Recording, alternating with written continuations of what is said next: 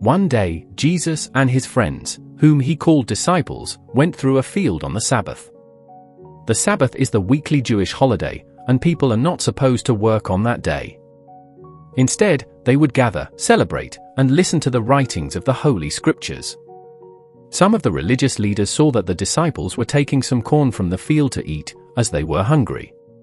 They confronted Jesus, saying, "It is illegal to work on the Sabbath.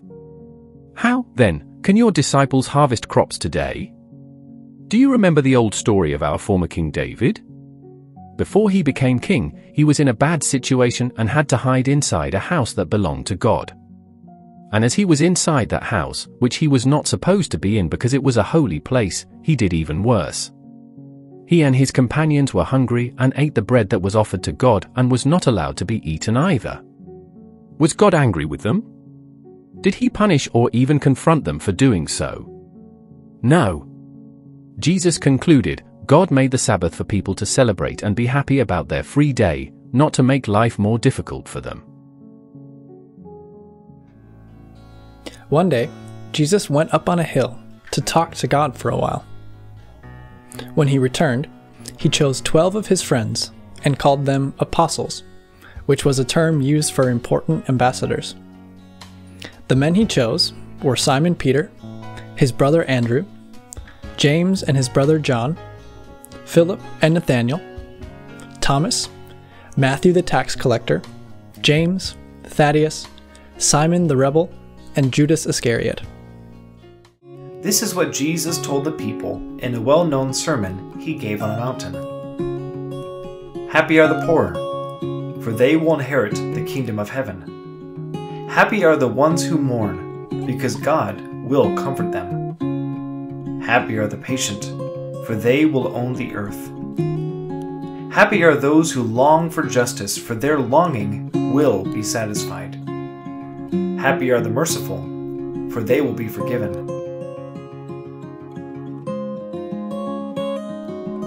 Happy are those with a clean heart, for they will see God. Happy are the peacemakers, for they will be called children of God. Happy are the persecuted, for theirs is the kingdom of heaven. If people treat you bad or persecute you because you belong to me, be happy. You will be rewarded in heaven. People have told you to not kill anyone so you won't be put to prison. But I tell you, don't be angry with anyone.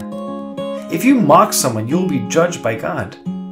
If you have a problem with someone, sort out your disagreement as quickly as possible. People have told you to not commit adultery or to be unfaithful to your spouse. But I tell you, don't even imagine having a relationship with a married woman. If you do, you are already committing adultery with your thoughts. Run away from doing bad things and avoid an unhealthy thought life. People have told you, don't break your promises. I tell you, do not make promises. Instead, let your yes be yes and your no be no. People have told you, if someone does something bad to you, you are allowed to do the same to them. I tell you, if someone hits you, do not fight back. If someone tries to steal your scarf, give them your jacket as well.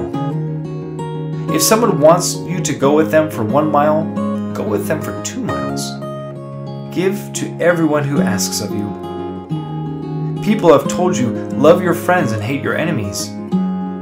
I tell you, love everyone, even your enemies. As God loves everyone, also love the people that harm you. This is how you can show that you are God's children. Do not judge others, so that you will not be judged. You will be judged by exactly the same harshness you judge others. Why do you want to remove the splinter in someone else's eye while you have a branch in yours? Take care of your own issues before you go around telling others about theirs. There will be people who will tell you wrong things about God. You will find out who they are by their fruit. Does a thorn bush grow apples? No.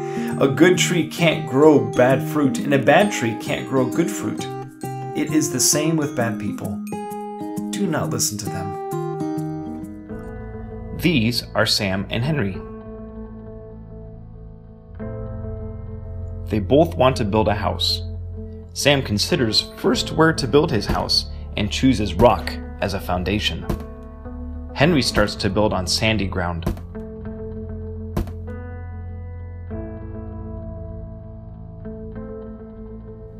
Both are starting to build, and their houses become better and better.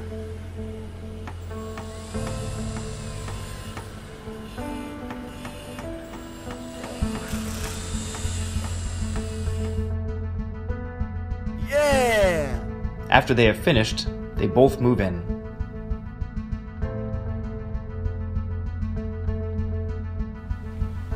One day, a thunderstorm is rising.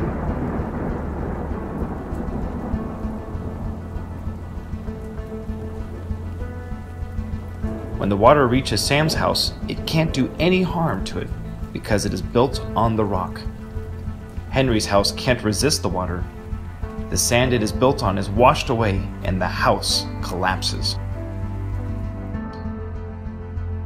Jesus compares Sam with someone who hears God's words and acts according to them. He says that Sam is wise for doing so. Henry, on the other hand, is foolish, just like someone who hears God's words but is not taking them seriously and does not act according to them.